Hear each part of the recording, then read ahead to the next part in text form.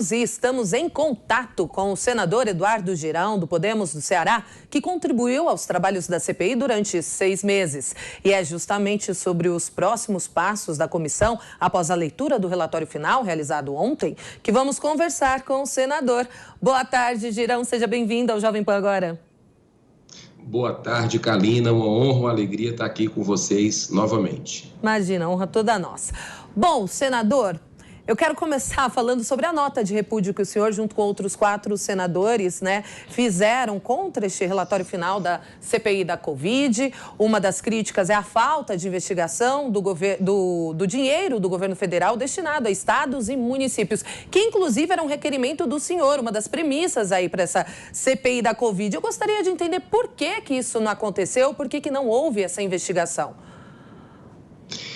Kalina, você foi perfeita na sua avaliação. É fato que existe uma blindagem a poderosos dentro da CPI. Isso deixa a gente triste, porque foram 6 meses de trabalho intensivo, trabalho que a gente procurou, de forma muito equilibrada, mostrar os desvios que houveram aí, que a gente teve aí na gestão de bilhões de verbas federais que foram enviados a estados e municípios. Pra você ter uma ideia, eu tenho aqui muita matéria sobre isso, que a gente recebeu de compartilhamento de dados, inclusive de uma CPI que está fazendo lá no Rio Grande do Norte o que essa não teve coragem, não teve a dignidade de fazer, que é investigar, por exemplo, o consórcio Nordeste. Então, nós tivemos todo tipo de abuso nessa CPI, abuso de autoridade, desrespeito com os depoentes, ameaças, vazamento de dados sigilosos. O próprio relatório, nós que fazemos parte da comissão, só soubemos dele depois aí de ser vazado pela imprensa. Agora, não tem uma linha sequer no relatório do senador Renan Calheiros sobre os 33 milhões de reais lá de Santa Catarina que foram parar numa casa de massagem do Rio de Janeiro, dinheiro nosso, tá? Dos quase 50 milhões de reais de compra de respiradores, também igual a Santa Catarina, do consórcio Nordeste, que foram parar numa loja que vende produtos de maconha, loja de vinho vendendo respiradores, teste de Covid em loja de brinquedo, não é brincadeira não, Tudo isso a CPI virou as costas e não quis analisar. Nenhum desses respiradores, nenhum desses testes de Covid chegaram à população, E isso é uma mancha que fica nessa CPI, que só quis mesmo ser uma peça aí, eu acredito, um instrumento de vingança. Eu vou até além, um instrumento de vingança política que chegou ao ponto de vingança pessoal. Então, nada com ódio, nada com raiva. A gente consegue fazer algo com a razão, Algo sem emoção. E eu acho que isso faltou na CPI, Esse bom senso, técnica, em vez de pirotecnia. E está aí o resultado, A população não acredita no relatório porque viu acontecer nesses 6 meses todo tipo de barbaridade. Senador Girão, boa tarde. É Gabriel falando, tudo bem?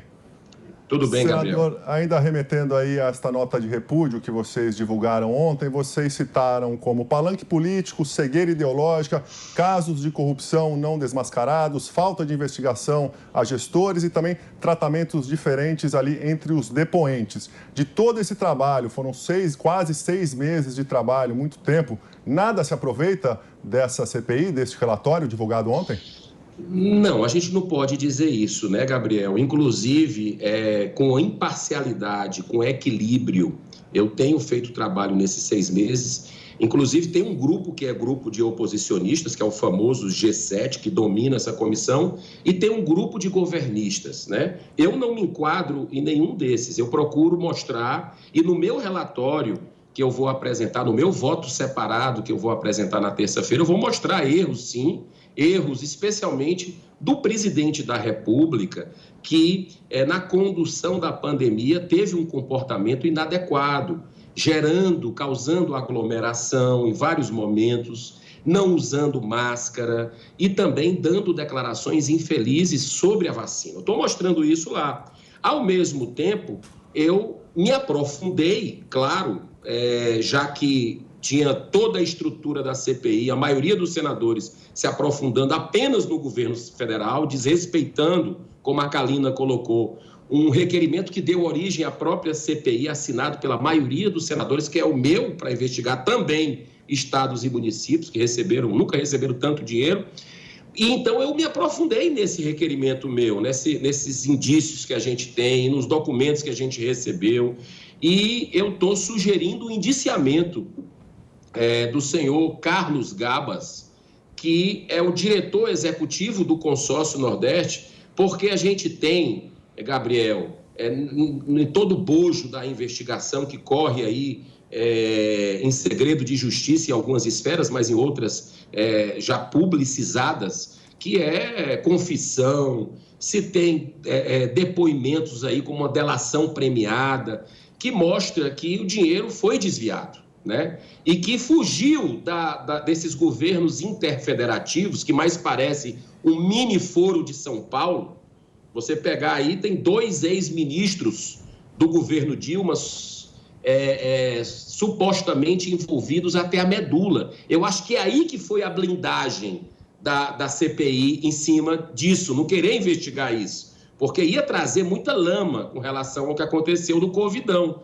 Então, nós estamos sugerindo o indiciamento do senhor Carlos Gabas por organização criminosa, improbidade administrativa e corrupção passiva. Ao mesmo tempo, nós estamos também pedindo que a PGR se aprofunde nas investigações para sugerir, a própria PGR pode sugerir o indiciamento, se aprofundando no caso da Covaxin, também onde agentes públicos do governo federal e privados tentaram, de alguma forma, se aproveitar do momento que a gente viveu na pandemia, precisando de vacina. Então, de uma forma muito responsável, a gente sugere, no relatório que eu vou apresentar terça-feira, no meu voto em separado, que se aprofunde as investigações nesses agentes públicos, que eu vou citar nomes, e agentes privados também, com relação a essas negociações que não ficaram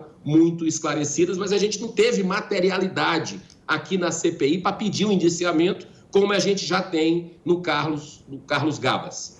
Agora, senador, depois da votação aí desse relatório final, ele vai ser entregue à PGR, que vai analisar os pedidos de indiciamento. A gente sabe que Augusto Aras já arquivou outros pedidos de investigação contra o presidente Jair Bolsonaro. Quero saber do senhor, o senhor acredita que esses pedidos também serão arquivados? E caso sim, será que o G7, né, a cúpula aí da comissão, vai se calar ou deve se manifestar? Olha, Kalina, o que a gente sabe é que na próxima semana vai ser encaminhado a PGR, né, para fazer a investigação. São 1.200 páginas, mais ou menos, o relatório do Renan Calheiros, que já está errado, não deveria ser o Renan Calheiros. Eu lutei no STF para que ele não fosse o relator, porque ele tem um conflito de interesses aí, claro, porque tem um filho governador. Daí a gente não ter conseguido se aprofundar em estados e municípios. Mas o PGR, a gente acredita que faça um trabalho técnico, pelo menos esperamos isso, né? Foi muito, como é que eu digo para você, as quase 70 pessoas indiciadas, você tem ali algo absurdo, né? Porque você vê que é uma caçada a opiniões divergentes, a grupos políticos. Por isso que eu digo que é uma antecipação das eleições que foi feita nessa CPI. O que não é correto com o povo brasileiro, que sofre ainda as consequências da pandemia em todas as áreas. Então, você indiciar pessoas, vou dar um exemplo apenas, mas tem vários, como o doutor Mauro Ribeiro, que é o presidente do Conselho Federal de Medicina, o órgão máximo, a entidade máxima que representa os médicos no Brasil. Você indiciar um médico, líder como ele, sem ouvi-lo aqui na CPI, onde a gente teve 6 meses para fazer isso, é no mínimo uma covardia, concorda? Então, e um detalhe, Kalina, A gente, no caso do doutor Mauro Ribeiro, tinha um requerimento tanto do senador Humberto Costa, do G7, como meu, independente, para convocá-lo, para ele poder explicar algumas situações. E não quiseram ouvir. Eu cansei de pedir isso, porque ele foi atacado muitas vezes durante essa CPI por vários colegas, né? Então, você atacar pelas costas, eu não acho isso uma atitude digna, né? Eu acho que ele deveria vir aqui para poder se defender. O direito à ampla defesa do contraditório, é constitucional, né? Mas não, fizeram isso com ele, já colocaram direto no indiciamento e com, inclusive, deputados federais, né? A deputada Carla Zambelli é outra, que foi lá no Supremo pedir para ser ouvida, né? Olha a que ponto a gente chega por uma caçada a ideias divergentes. Então, eu acho que a CPI, ela se perdeu a mão, né? Porque ficou um ódio tão latente que motivou uma vingança. E o pior, sabe, Kalina e Gabriel, e vocês que estão nos assistindo na Jovem Pan, por projeto de poder. Tudo isso por um projeto de poder. Está muito evidente pela condução arbitrária, autoritária que essa CPI fez e mostrou um péssimo exemplo para o Brasil. Muito bem. Senador Eduardo Girão, mais uma vez, obrigada por participar do Jovem Pan agora. Excelente tarde para o senhor. Para vocês também, parabéns pelo trabalho verdadeiramente independente da Jovem Pan. Muita paz. Obrigada.